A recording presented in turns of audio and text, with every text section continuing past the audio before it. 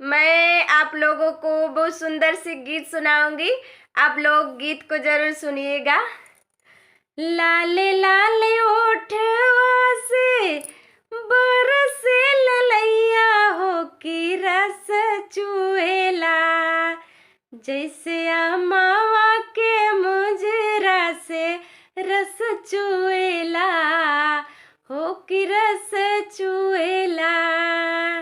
लागे वाली बतिया ना बोला मोर राजा हो करे जा छुएला, तोरी मीठी मीठी बोलिया करे जा छुएला हो करे जा छुएला।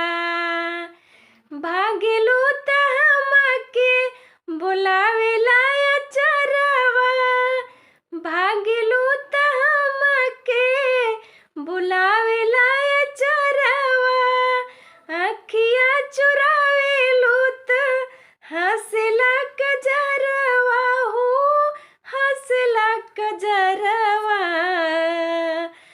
जिया के जंजाल भैले हमारी सुरतिया डगर रोकेला, जहाँ जाई तहाँ लोगवा डगर रोकेला हो डगर रोकेला हो की रस चुएला, जैसे अमावा के मोजरा से रस चुएला हो की रस चुएला।